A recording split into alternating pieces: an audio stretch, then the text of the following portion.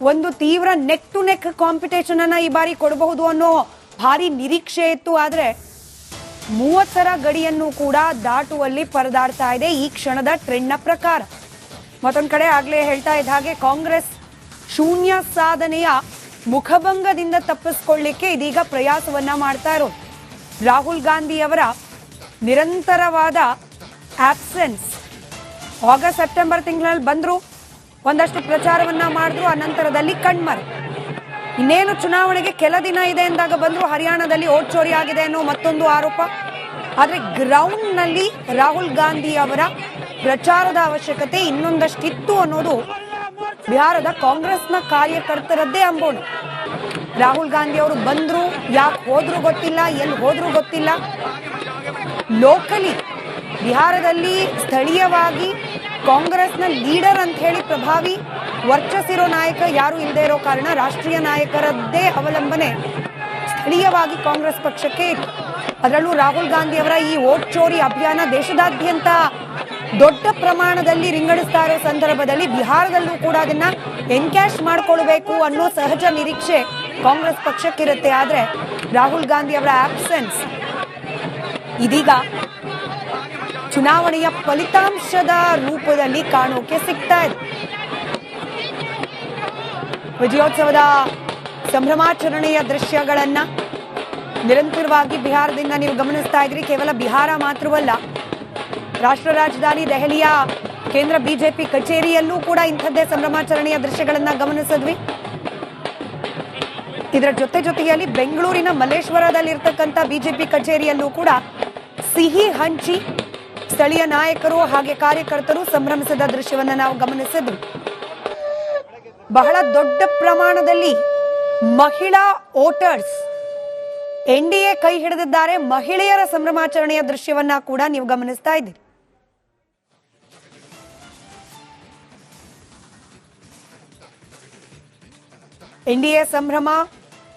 NDA ಸಂಭ್ರಮದಲ್ಲಿ ಪ್ರತ್ಯೇಕವಾಗಿ ನೀವು ಗಮನಿಸ್ತಾ ಇದ್ರಿ. ಒಂದ್ ಕಡೆಯಲ್ಲಿ ಬಿಜೆಪಿ ಪಕ್ಷದ ಕಚೇರಿ ಬಳಿಯಲ್ಲಿ, ಮತ್ತೊಂದು ಕಡೆಯಲ್ಲಿ ಜೆಡಿಯು ಪಕ್ಷದ ಕಚೇರಿ ಬಳಿಯಲ್ಲಿ, ಎರಡೂ ಕಡೆಗಳಲ್ಲೂ ಕೂಡ ಸಂಭ್ರಮಾಚರಣೆಯ ದೃಶ್ಯಗಳು. 501 kg ಲಡ್ಡು ತಯಾರಿಕೆಗೆ ಆರ್ಡರ್ ನಿನ್ನೆ ರಾತ್ರಿಯೇ ಹೊರಡಿಸಲಾಗಿತ್ತು. ಲಡ್ಡು ವೇಸ್ಟ್ ಆಗಲಿಲ್ಲ ಅನ್ನೋದು ಇಲ್ಲೊಂದು ಸಂಗತಿ. ಮತ್ತೊಂದು ಕಡೆ ದೇಶದಾದ್ಯಂತ ಬಿಜೆಪಿ ಕಚೇರಿಗಳಲ್ಲಿ ಸಂಭ್ರಮಾಚರಣೆ ನಡೀತಾ ಇದೆ. ಆ ದೃಶ್ಯವನ್ನ ಸ್ಕ್ರೀನ್ನ ಮೇಲೆ ಗಮನಿಸ್ತಾ ಇದ್ವಿ. ಇನ್ನು ಮಹಾಗಠಬಂಧನ್ ಹಾಗೆ ಎನ್ಡಿಎ ಎರಡೂ ಕೂಟಗಳಲ್ಲಿ ಪ್ರತ್ಯೇಕವಾಗಿ ಪಕ್ಷಗಳ ಸಾಧನೆ ಏನು ಅದನ್ನ ಕೂಡ ಸ್ಕ್ರೀನ್ ನಲ್ಲಿ ಗಮನಿಸ್ತಾ ಇದ್ದೀರಿ. ಮಹಾಗಠಬಂಧನ್ನ ಭಾಗವಾದ ಆರ್ಜೆಡಿ, ತೇಜಸ್ವಿ ಯಾದವ್ ಅವರ ನೇತೃತ್ವದ ಆರ್ಜೆಡಿ 24 ಕ್ಷೇತ್ರಗಳಲ್ಲಿ ಮುನ್ನಡೆಯನ್ನ ಕಾಯ್ದುಕೊಂಡಿದ್ರೆ ಕಾಂಗ್ರೆಸ್ನ ಪಾಲು ಒಂದಷ್ಟೇ. 19 ಕ್ಷೇತ್ರಗಳಲ್ಲಿ ಗೆಲುವನ್ನ ಸಾಧಿಸಿತ್ತು ಕಳೆದ ಬಾರಿಯ ಚುನಾವಣೆಯಲ್ಲಿ. ಆದರೆ ಈ ಬಾರಿ ಒಂದು ಕ್ಷೇತ್ರ ಅಲ್ಲೂ ಕೂಡ ಪ್ರಯಾಸದ ದೃಶ್ಯಗಳು ಕಾಣೋಕೆ ಸಿಗ್ತಾ ಇದೆ. ಬಿಹಾರ ರಿಸಲ್ಟ್ ಕಾಂಗ್ರೆಸ್ ಪಾಲಿಗೆ ಹಾಲು ತುಪ್ಪ ಆಗಬಿಡುತ್ತಾ? ಆದ್ರೆ ಸಿದ್ದರಾಮಯ್ಯ ಪಾಲಿಗೆ ಬರೀ ತುಪ್ಪವಾಗತ್ತೆ. ಇದು ಬೆಂಗಳೂರಿನಲ್ಲಿ ವಿರೋಧ ಪಕ್ಷದ ನಾಯಕ ಅಶೋಕ್ ಅವರ ಹೇಳಿಕೆ. ಕಾಂಗ್ರೆಸ್ನ ಹೈಕಮಾಂಡ್ ಸ್ಟ್ರಾಂಗ್ ಆಗಿದ್ದಿದ್ರೆ ಬಿಹಾರ ಚುನಾವಣೆಯ ಫಲಿತಾಂಶದ ಭಾಗವಾಗಿ ಪೊಲಿಟಿಕಲ್ ಅನಾಲಿಸಿಸ್ ಹೇಗಿತ್ತು ಅಂದ್ರೆ ಡಿ.ಕೆ. ಶಿವಕುಮಾರ್ ಅವರಿಗೆ ಒಂದು ಆಪ್ಷನ್ ಸಿಗತ್ತೆ. ಹೈಕಮಾಂಡ್ ನಾಯಕರು ಹೇಳಿದ್ರು ನಾನು ಮುಖ್ಯಮಂತ್ರಿ ಕುರ್ಚಿ ಮೇಲೆ ಕುಳಿತುಕೊಳ್ಳಿಕ್ಕೆ ಅರ್ಹನಿದ್ದೇನೆ ಅಂತ ಬಹಿರಂಗವಾಗಿ ಹೇಳ್ಕೊಳ್ಳಿಕ್ಕೆ. ಆದ್ರೆ ಈಗ ಕಾಂಗ್ರೆಸ್ನ ಹೈಕಮಾಂಡ್ ಕೂಡ ವೀಕ್ ಆಗೋಯ್ತು ಚುನಾವಣೆಯ ಫಲಿತಾಂಶದ ನಂತರದಲ್ಲಿ. ಹೀಗಾಗಿ ಸಿದ್ದರಾಮಯ್ಯನವರಿಗೆ ಸಹಜವಾಗಿ ಒಂದಷ್ಟು ಬಲವನ್ನ ತುಂಬಿಸಿದೆ ಬಿಹಾರದ ಚುನಾವಣೆಯ ಫಲಿತಾಂಶ. ಇವತ್ತು ಅದೇನೋ ಹೇಳ್ತಾರಲ್ಲ, ಹಾಲು ತುಪ್ಪ ಹಾಕ್ತಾರಲ್ಲ, ಗೊತ್ತಾ? 3 ದಿನಕ್ಕೋ 11 ದಿನಕ್ಕೆ ಆಗಬೇಕು. 3 ದಿನಕ್ಕೆ ಹಾಲು ತುಪ್ಪ. ಅದು ಬಿಹಾರದ ಡೆಲ್ಲಿಯವರೆಗೆ ಹಾಲು ತುಪ್ಪ, ಸಿದ್ದರಾಮಯ್ಯನಿಗೆ ಬಿರಿ ತುಪ್ಪ. ಇವತ್ತು ಯಾರಾದರೂ ಬಹಳ ಸಂತೋಷ ಪಡೋ ಅಂತ ಆನಂದ ಮಾಡಿ ಇವತ್ತು ಪಾರ್ಟಿ ಮಾಡಿ ಸೆಲೆಬ್ರೇಟ್ ಮಾಡಿ ಡ್ಯಾನ್ಸ್ ಮನೆ ಇದರಲ್ಲಿ ಆಡಿದ್ರಲ್ಲ, ಯಾರೋ ಪರಪ್ಪನಗರದಲ್ಲಿ ಡ್ಯಾನ್ಸು, ಏನೋ ನಾಗಿನ್ ಡ್ಯಾನ್ಸು, ಅದು ಇವತ್ತು ಸಿದ್ದರಾಮಯ್ಯನವ್ರ ಪಾಲಿಗೆ ಇವತ್ತು ಒಳ್ಳೆ ಪಾರ್ಟಿ, ಒಳ್ಳೆ ಹಬ್ಬ. ಇವತ್ತು ಖುಷಿ ಸಂತೋಷ. ನಿಮ್ಮನ್ನೆಲ್ಲಾನು ಕರಿಬಹುದು ಅವ್ರ ಪಾರ್ಟಿಗೆ ಮೋಸ್ಟ್ಲಿ ಸಿದ್ದರಾಮಯ್ಯ. ಡಿ.ಕೆ. ಶಿವಕುಮಾರ್ ಹೇಳಿದ್ರಲ್ಲ, ಬಿಹಾರ್ ಚುನಾವಣೆ ಗೆದ್ರೆ ನನಗೆ ಅದು ವರ ಅಂತ ಹೇಳಿದ್ರು ಡಿ.ಕೆ. ಶಿವಕುಮಾರ್. ಈಗ ವರ ಹೋಗಿ ಹರ ಆಗೋಟಿದೆ, ಅಂದ್ರೆ ಮುಗ್ದೋಗಿದೆ ಕತೆ. ಇವತ್ತು ಅದೇನೋ ಹೇಳ್ತಾರಲ್ಲ, ಹಾಲು ತುಪ್ಪ ಹಾಕ್ತಾರಲ್ಲ, ಗೊತ್ತಾ? 3 ದಿನಕ್ಕೋ 11 ದಿನಕ್ಕೆ ಆಗಬೇಕು. 3 ದಿನಕ್ಕೆ ಹಾಲು ತುಪ್ಪ. ಅದು ಬಿಹಾರದ ಡೆಲ್ಲಿವರೆಗೆ ಹಾಲು ತುಪ್ಪ. ಸಿದ್ದರಾಮಯ್ಯನಿಗೆ ಬರೀ ತುಪ್ಪ. ಒಂದು ತೀವ್ರ ನೆಕ್ ಟು ನೆಕ್ ಕಾಂಪಿಟೇಷನ್ ಅನ್ನ ಈ ಬಾರಿ ಕೊಡಬಹುದು ಅನ್ನೋ ಭಾರಿ ನಿರೀಕ್ಷೆ ಇತ್ತು. ಆದ್ರೆ 30ರ ಗಡಿಯನ್ನು ಕೂಡ ದಾಟುವಲ್ಲಿ ಪರದಾಡ್ತಾ ಇದೆ ಈ ಕ್ಷಣದ ಟ್ರೆಂಡ್ ನ ಪ್ರಕಾರ. ಮತ್ತೊಂದ್ ಕಡೆ ಆಗ್ಲೇ ಹೇಳ್ತಾ ಇದ್ದ ಹಾಗೆ ಕಾಂಗ್ರೆಸ್ ಶೂನ್ಯ ಸಾಧನೆಯ ಮುಖಭಂಗದಿಂದ ತಪ್ಪಿಸ್ಕೊಳ್ಳಿಕ್ಕೆ ಇದೀಗ ಪ್ರಯಾಸವನ್ನ ಮಾಡ್ತಾ ಇರೋದು. ರಾಹುಲ್ ಗಾಂಧಿ ಅವರ ನಿರಂತರವಾದ ಆಬ್ಸೆನ್ಸ್. ಆಗಸ್ಟ್ ಸೆಪ್ಟೆಂಬರ್ ತಿಂಗಳಲ್ಲಿ ಬಂದ್ರು, ಒಂದಷ್ಟು ಪ್ರಚಾರವನ್ನ ಮಾಡಿದ್ರು, ಅನಂತರದಲ್ಲಿ ಕಣ್ಮರೆ. ಇನ್ನೇನು ಚುನಾವಣೆಗೆ ಕೆಲ ದಿನ ಇದೆ ಎಂದಾಗ ಬಂದ್ರು, ಹರಿಯಾಣದಲ್ಲಿ ಓಟ್ ಚೋರಿ ಆಗಿದೆ ಅನ್ನೋ ಮತ್ತೊಂದು ಆರೋಪ. ಆದ್ರೆ ಗ್ರೌಂಡ್ ನಲ್ಲಿ ರಾಹುಲ್ ಗಾಂಧಿ ಅವರ ಪ್ರಚಾರದ ಅವಶ್ಯಕತೆ ಇನ್ನೊಂದಷ್ಟಿತ್ತು ಅನ್ನೋದು ಬಿಹಾರದ ಕಾಂಗ್ರೆಸ್ನ ಕಾರ್ಯಕರ್ತರದ್ದೇ ಅಂಬೋಣ. ರಾಹುಲ್ ಗಾಂಧಿ ಅವರು ಬಂದ್ರು, ಯಾಕೆ ಹೋದ್ರು ಗೊತ್ತಿಲ್ಲ, ಎಲ್ಲಿ ಹೋದ್ರು ಗೊತ್ತಿಲ್ಲ. ಲೋಕಲಿ ಬಿಹಾರದಲ್ಲಿ ಸ್ಥಳೀಯವಾಗಿ ಕಾಂಗ್ರೆಸ್ನ ಲೀಡರ್ ಅಂತ ಹೇಳಿ ಪ್ರಭಾವಿ ವರ್ಚಸ್ಸಿರೋ ನಾಯಕ ಯಾರು ಇಲ್ಲದೆ ಇರೋ ಕಾರಣ ರಾಷ್ಟ್ರೀಯ ನಾಯಕರದ್ದೇ ಅವಲಂಬನೆ ಸ್ಥಳೀಯವಾಗಿ ಕಾಂಗ್ರೆಸ್ ಪಕ್ಷಕ್ಕೆ ಇತ್ತು.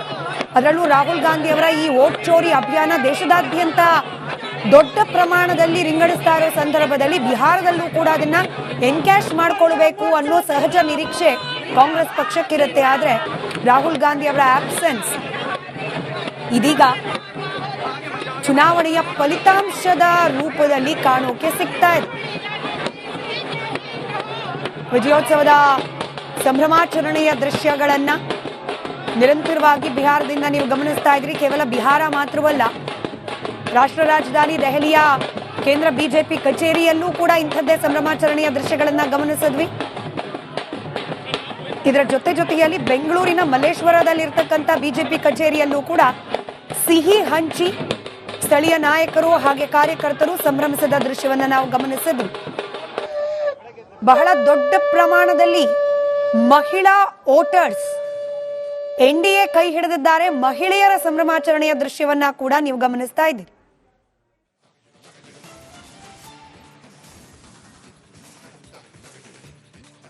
ಎನ್ಡಿಎ ಸಂಭ್ರಮದಲ್ಲಿ ಪ್ರತ್ಯೇಕವಾಗಿ ನೀವು ಗಮನಿಸ್ತಾ ಇದ್ರಿ. ಒಂದ್ ಕಡೆಯಲ್ಲಿ ಬಿಜೆಪಿ ಪಕ್ಷದ ಕಚೇರಿ ಬಳಿಯಲ್ಲಿ, ಮತ್ತೊಂದು ಕಡೆಯಲ್ಲಿ ಜೆಡಿಯು ಪಕ್ಷದ ಕಚೇರಿ ಬಳಿಯಲ್ಲಿ, ಎರಡೂ ಕಡೆಗಳಲ್ಲೂ ಕೂಡ ಸಂಭ್ರಮಾಚರಣೆಯ ದೃಶ್ಯಗಳು. 501 kg ಲಡ್ಡು ತಯಾರಿಕೆಗೆ ಆರ್ಡರ್ ನಿನ್ನೆ ರಾತ್ರಿಯೇ ಹೊರಡಿಸಲಾಗಿತ್ತು. ಲಡ್ಡು ವೇಸ್ಟ್ ಆಗಲಿಲ್ಲ ಅನ್ನೋದು ಇಲ್ಲೊಂದು ಸಂಗತಿ. ಮತ್ತೊಂದು ಕಡೆ ದೇಶದಾದ್ಯಂತ ಬಿಜೆಪಿ ಕಚೇರಿಗಳಲ್ಲಿ ಸಂಭ್ರಮಾಚರಣೆ ನಡೀತಾ ಇದೆ. ಆ ದೃಶ್ಯವನ್ನ ಸ್ಕ್ರೀನ್ ನ ಮೇಲೆ ಗಮನಿಸ್ತಾ ಇದ್ದೀವಿ. ಇನ್ನು ಮಹಾಗಠಬಂಧನ್ ಹಾಗೆ ಎನ್ಡಿಎ ಎರಡೂ ಕೂಟಗಳಲ್ಲಿ ಪ್ರತ್ಯೇಕವಾಗಿ ಪಕ್ಷಗಳ ಸಾಧನೆ ಏನು ಅದನ್ನ ಕೂಡ ಸ್ಕ್ರೀನ್ ನಲ್ಲಿ ಗಮನಿಸ್ತಾ ಇದ್ದೀರಿ. ಮಹಾಗಠಬಂಧನ್ನ ಭಾಗವಾದ ಆರ್ಜೆಡಿ, ತೇಜಸ್ವಿ ಯಾದವ್ ಅವರ ನೇತೃತ್ವದ ಆರ್ಜೆಡಿ 24 ಕ್ಷೇತ್ರಗಳಲ್ಲಿ ಮುನ್ನಡೆಯನ್ನ ಕಾಯ್ದುಕೊಂಡಿದ್ರೆ ಕಾಂಗ್ರೆಸ್ನ ಪಾಲು ಒಂದಷ್ಟೇ. 19 ಕ್ಷೇತ್ರಗಳಲ್ಲಿ ಗೆಲುವನ್ನ ಸಾಧಿಸಿತ್ತು ಕಳೆದ ಬಾರಿಯ ಚುನಾವಣೆಯಲ್ಲಿ. ಆದರೆ ಈ ಬಾರಿ ಒಂದು ಕ್ಷೇತ್ರ ಅಲ್ಲೂ ಕೂಡ ಪ್ರಯಾಸದ ದೃಶ್ಯಗಳು ಕಾಣೋಕೆ ಸಿಗ್ತಾ ಇದೆ. ಬಿಹಾರ ರಿಸಲ್ಟ್ ಕಾಂಗ್ರೆಸ್ ಪಾಲಿಗೆ ಹಾಲು ತುಪ್ಪ ಆಗಿಬಿಡುತ್ತಾ? ಆದ್ರೆ ಸಿದ್ದರಾಮಯ್ಯ ಪಾಲಿಗೆ ಬರೀ ತುಪ್ಪವಾಗತ್ತೆ. ಇದು ಬೆಂಗಳೂರಿನಲ್ಲಿ ವಿರೋಧ ಪಕ್ಷದ ನಾಯಕ ಅಶೋಕ್ ಅವರ ಹೇಳಿಕೆ. ಕಾಂಗ್ರೆಸ್ನ ಹೈಕಮಾಂಡ್ ಸ್ಟ್ರಾಂಗ್ ಆಗಿದ್ದಿದ್ರೆ ಬಿಹಾರ ಚುನಾವಣೆಯ ಫಲಿತಾಂಶದ ಭಾಗವಾಗಿ ಪೊಲಿಟಿಕಲ್ ಅನಾಲಿಸಿಸ್ ಹೇಗಿತ್ತು ಅಂದ್ರೆ ಡಿ.ಕೆ. ಶಿವಕುಮಾರ್ ಅವರಿಗೆ ಒಂದು ಆಪ್ಷನ್ ಸಿಗತ್ತೆ. ಹೈಕಮಾಂಡ್ ನಾಯಕರು ಹೇಳಿದ್ರು ನಾನು ಮುಖ್ಯಮಂತ್ರಿ ಕುರ್ಚಿ ಮೇಲೆ ಕುಳಿತುಕೊಳ್ಳಿಕ್ಕೆ ಅರ್ಹನಿದ್ದೇನೆ ಅಂತ ಬಹಿರಂಗವಾಗಿ ಹೇಳ್ಕೊಳ್ಳಿಕ್ಕೆ. ಆದ್ರೆ ಈಗ ಕಾಂಗ್ರೆಸ್ನ ಹೈಕಮಾಂಡ್ ಕೂಡ ವೀಕ್ ಆಗೋಯ್ತು ಚುನಾವಣೆಯ ಫಲಿತಾಂಶದ ನಂತರದಲ್ಲಿ.